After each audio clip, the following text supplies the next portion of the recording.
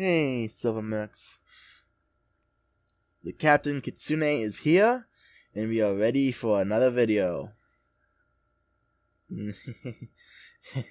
I'm testing out an intro for my videos. Did you guys like it? Let me know in the comments. Seriously, let me know in the comments if you guys like this. This shit is gonna be permanent if you like it. Like, on my Let's Plays, whenever I make the Let's Play channel, or hell, if I ever even make a reaction channel, because fuck it, I can do it. Anyway, with the current video, I am working on seeing, if this phrase is going to work, or if I should just say fuck you and search for another one. Anyway, let's move on with the video. The video topic for my 100th video is the story of my life. Yes, I'm going to tell everything that's what happens in my life. This is going to be like Draw My Life, only without the drawing. This is going to be a boring ass video. Anyway, let's go back as far as I can go. To my birth. I don't know what the fuck else I'm gonna remember after that, but fucking bear with me here. Okay, so, I was born on June 1st, 2001. Born with red hair, too. Like, really fucking red hair. Unnaturally red. Have you ever seen Mary Jane from Spider-Man? Okay, not that red, but it was close. Anyway, I don't remember a lot after that. I do remember having a lot of playdates with my childhood friend. In order to hide her true name, I'm gonna call her... I don't fucking know, Olivia? Let's go with that. Olivia and I used to play a shit ton. For years, me and her used to play all sorts of things. Air hockey, hide and seek, tag. We used to play pretend all the fucking time. Looking back at it now, it makes me smile. Knowing all the good times I had growing up. Growing up, that is. That means achieving the adolescence term. Moving from child to adolescent, teenager. After a few years, Olivia stopped coming over, and I was alone for, well, the remainder of the time I was growing up. Well, I wasn't alone. I had my family and my animals. I had this dog that was a mutt named Teddy Bear. Yeah, you heard me right. Teddy Bear. If you don't like the name, you can fucking fight me. He was a great dog. I remember that I had a tiny rocking chair that I sat in to play my video games, and Teddy would use it as a bed whenever I wasn't sitting in it. He was a rather old dog from the times I can remember, spending most of his time sleeping or itching his butt. And whenever we went upstairs to go eat in the dining room, he would always follow us up the top step because he was not allowed up the stairs, and he would lay on the top step and wait for us to come back down. I also had a few cats growing up. Rascal and Gigi. Both of them were completely black cats, but Gigi was older than I was. Hell, she lived to be about 17 or 18 years of age. Gigi was small for her age, but Rascal, he was a fucking giant. He was the runt of the litter, but grew to be the biggest fucking cat we've ever seen. Also the fattest. My mom made sure he would feast on the canned wet food that he enjoyed so much. We were originally going to name him Dusty, because he liked to hide under my dusty bed. Then he decided, while my mom was bathing me, yes, I was this fucking young, to jump into the goddamn tub with me. Looking back on it now, I realize how much of a dumbass that made him, to jump into water, but hey, he didn't give a fuck until after he jumped into it. After that incident, he renamed him Rascal. But even though he was a fat ass, he was a brave motherfucker. One time there was a snake in the backyard and it had a hood. There was a fucking cobra in my backyard on the porch.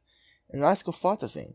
My dad helped out when I told him about it, because I sat there and watched the fight while Dad helped. Dad just chopped it up with a machete, but still Rascal fucked that snake up. I'm sorry I'm cussing so much. I'm just talking like I would talk to Kiba. Rascal lasted a large part of my life, but then died from a bladder stone.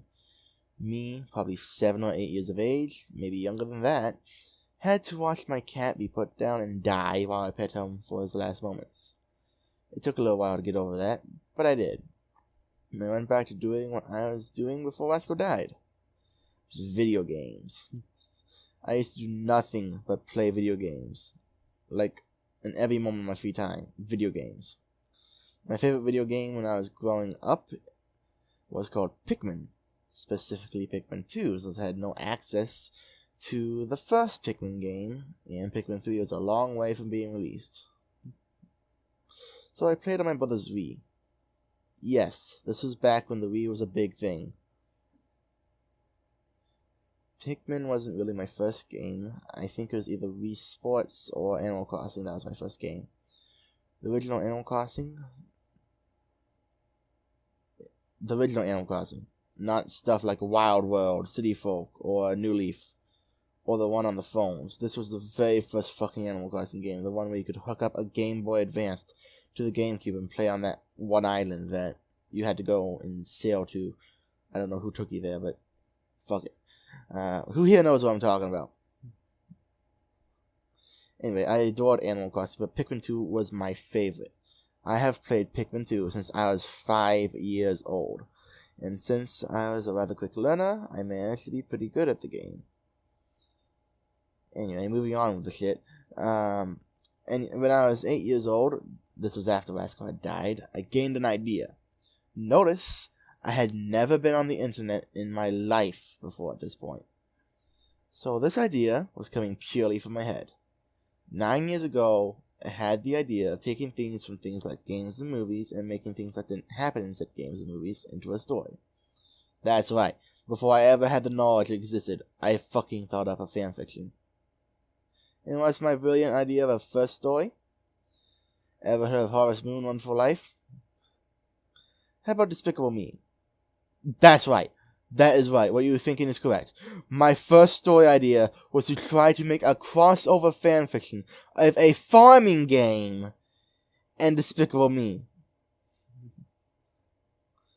I will not go into the details. But I quickly scrapped that story and moved on to a Skylanders fanfiction about what happened when fucking Skylanders were thrown from Skylands. In case you don't know what Skylanders is, it's this game where you have this thing you plug into the Xbox 360 and you place statues and shit, action figures onto it, and you can play whatever the action figure is on the game. When I was a kid, I loved this shit. I was a kid, mind you. Don't fucking judge me. I've seen my mistakes. Anyway, I kept trying to write stories like that until I eventually just gave up since I had no idea how to write stories, and I knew this. So I just went on with my video game playing life. Then we got fucking hamsters. I will admit right now, I don't know if I'm putting all the events in order of them happening. I'm just saying them in the order I'm remembering. So we got 2 hamsters. Wait, shit, was it 3? I think it was 3. Anyway, we got 3 hamsters, and I got mad that the little brown one, named Muddy, bit me. So I punished him by squeezing him. Now, listen closely. I was a dumbass little kid back then. I didn't know what the fuck would happen if I squeezed a hamster. In this case, I killed the hamster. I was scared what my mom would have said after I killed the hamster, so I put it back in the cage and told her that I accidentally closed it in the door. 7 years later, I told her what actually happened. Anyway, I was a lot more careful with the hamsters after that. And I think that one of the hamsters, Buddy, knew what I did because that motherfucker learned how to escape his cage. And my parents thought I was the one doing it. So for an entire fucking summer, I couldn't watch TV, I couldn't play games, I couldn't do anything like that, and so I stopped messing with the hamster cage. All the while, it was that fat motherfucker Buddy doing it. You'd think my stupid-ass parents would know after a week I wasn't the one doing it, because what idiot kid would keep doing something for 4 fucking months that would prevent them from playing games and having fun? But no, the thought it could be the hamsters never entered their mind. They thought the hamsters were too stupid to do that. What finally got me out of the punishment was one night my mom was in the room where the hamsters were in, and I was asleep since it was fucking midnight, and guess who was on top of his cage? That fat bastard Buddy. I was giving back all my privileges when I woke up. It was sometime after this that Teddy Bear, my dog I mentioned earlier, died. He got shot in the head by the neighbor. I had trouble feeling emotions for a while after that. My brother made a bamboo cross for him and buried him.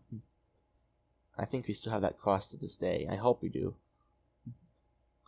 Let's see. After Teddy and the hamster died, my mom found a tiny kitten under her van. The kitten had thought that Gigi was his mom. He was what we called a tuxedo kitten. He was mostly black, but had white paws and a little white mark on his chest, and a teeny tiny little white mark on his nose. It looked like a finger painter had booped him without washing their hands. He looked exactly like the cat from Pinocchio, so we named him after the cat, Figaro. He was the tiniest thing and also the cutest. When we found him, he could fit into the palm of our hands. One hand. A couple of years before that, my brother had brought home 2 other cats, Kiki, and a cat named Orange Kitty. None of us liked the name Orange Kitty, so I chose the name Milo because he looked exactly like the cat from the kids' movie I used to watch, Milo and Otis. I didn't see it back then, but now I see those 3 acted so much like warrior cats that it was fucking uncanny. Kiki took care of Figaro, a kitten, like she was his mother, and when Figaro was old enough, he became a fucking apprentice to Milo, who then taught him how to hunt and guard the territory. And trust me, Figaro would fuck up anything that came into the territory. He was also covered with scars from the front, and we could tell that he never ran away from a fight. He was also the main hunter of all 4 of the cats, bringing home all sorts of shit almost every day. However, the most memorable hunt ever came from Milo. He saw that my mom would always pick up whatever him and Figaro would bring to the door, the plastic bag. So, he brought a dead frog to the door one day. My dad saw this with his own eyes. He brought a dead frog to the door one day, saw there was a plastic bag outside, laying on the porch. He walked over to the plastic bag, grabbed it in his mouth, walked over to the frog, and dropped it. It was like, there, now have the fucking frog. We remember that to this day. It was years ago, but we remember it to this day. A couple years passed and me and my family moved. I was 12 when we moved, and I was born and raised in that one singular house. Naturally, I did not want to move at all, but we were kicked out by our landlords. So, yeah. Our landlords were nice. Then one of them died, and the fucking daughter took over, and the daughter was a complete and total bitch. And kicked us out before we were due to leave. It took a lot to move, and the fucking moving team took literally everything we owned while moving it, so that happened. And then the house we moved into was a fucking mess, and it took a year, while living in it, to renovate it so we could live there comfortably. To this day, most of our shit is still packed, and we've been living here for 5 goddamn years. We now live on a highway, so I don't have any friends around here, and back then, when we first moved, I didn't have any internet, so I was completely alone. I didn't care, though I had video games. Not much happened after this point, until probably 2 years later. Figaro faced off in a fight that he didn't win against a snake, and died. My dad found him in the ditch, body always stiff. And when I found out about it, I didn't feel sadness, but rather a lot of anger. Around this time, age 14, I was a very violent person. I remember it was an Easter Figaro died too. I didn't watch as my dad buried Figaro, I just stayed far away. The effect it had on the other cats was rather nerve-wracking. Kiki and Milo both looked for Figaro. Milo gave up after a couple of days, but Kiki kept looking for him for probably several months, meowing for him. He didn't like going outside after that and has been rather vengeful on snakes because, my guess, she saw that Figaro fought a snake and thought he'd be alright, but then he never came back, so she knows that a snake did something to him. And she kills every snake she sees now. It's weird how, smart cats are. How smart animals are. It's almost like warrior cats is a real thing with them. Anyway, after that, not a lot happened. Nothing really got interesting until I got internet connection. My immediate thing to do was to start writing fanfiction. And I made my first ever internet friend through my first ever fanfiction. It was a Pikmin fanfiction. It is named Dryad's Intervention. And my friend's name was King Alex1234. We have known each other for probably 2 years now. And I continued making fanfiction for a couple months. But then something on YouTube caught my attention. A type of video known as ASMR. The first one I ever listened to was an adorable girlfriend ASMR, and I cried. It was so cute, and she sounded so innocent. I just wanted to protect her. So I continued listening to ASMRs every single night. Then I found this one channel that I really liked. Kiba Reigns KR ASMR. Yep. This is where I met her. I listened to a bunch of her videos, then I finally saw a video of her needing ideas, and a link to her Facebook in the description. So I got on Facebook, and suggested an idea. I can still remember the idea. Kiba meeting a kitsune. It never really happened, but I hope one day it will. Only as a collab between me and her. After all, we've already done one collab on her channel, The Nightmare. I thought I would just leave her alone after giving her the idea, but then I started talking to her. We were both huge Undertale fans. We were both otakus. Hell, we were both weeboos. I was severely nervous and shy around her because I didn't want to say something to make her hate me. And a couple months prior to that, I had started regaining my emotions. By this time, not only had I regained my emotions, I was just severely sensitive as well. And suicidal.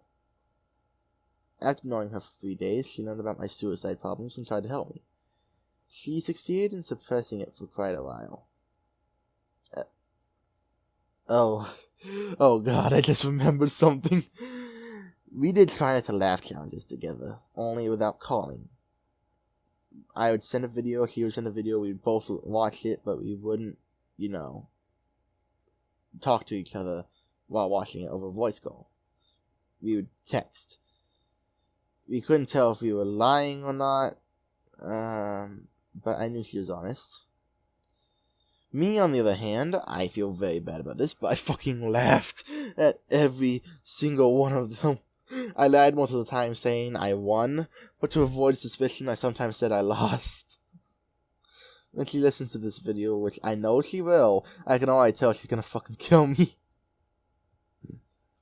Anyway, after a couple of weeks knowing her, she helped me make my channel. I made a few audios, then took my first 2 down. You have never heard them since they were absolute shit. The first ever ASMR I have ever recorded was an insomnia help one. But I honestly didn't know what the fuck I was doing. The second one was me playing fucking Undertale. It wasn't even me playing it, it was someone else playing it on YouTube that I just used and voiced over. I was that fucking bad at ASMRs back then. I started to get better though. A couple months after meeting Kiba, I almost succeeded in suicide, but she called the cops on me and sent me to a mental hospital. Not gonna say what happened in there, but most of my video scripts that came after my absence were written in there. After getting out, I was no longer suicidal, and me and Kiba grew closer. She adopted me, and she became my sister. After several months, I decided that I trusted Kiba enough by now to tell her everything. And that is how I came out of the closet to her as a transsexual. And this video is how I am coming out to you guys too.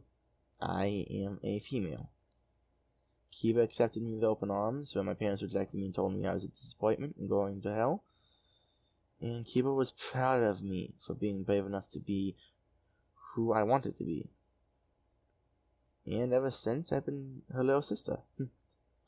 We started talking a lot more often together on voice calls and getting a lot closer. About 5 or so months ago, I met a boy named Josh on Discord. He's my age, and he seemed really shy at first, just like I was. But eventually, he opened up to me. I introduced him to Kiba, and we became friends. Eventually, after a couple of months, I realized I had feelings for him, and he had feelings for me. One thing led to another, and we've been boyfriend-girlfriend for almost 3 months now. I have never been happier. This pretty much is all my life in one video, and the last 14 months of my life have been the best I have ever lived. That's it for this video, everyone. I hope you enjoyed video number 100. Love you, Fox fam. See you in the next video. Oh, and spoiler alert. Next video is going to be the beginning of the romance between Seth and Dexter, so make sure to listen to it. Also, in the last Dexter ASMR, Dexter went trans. Put down names you think would be a good idea for a girl version of Dexter, or different names entirely. Whatever would sound good on Dexter. Anyway, Kino out, everybody.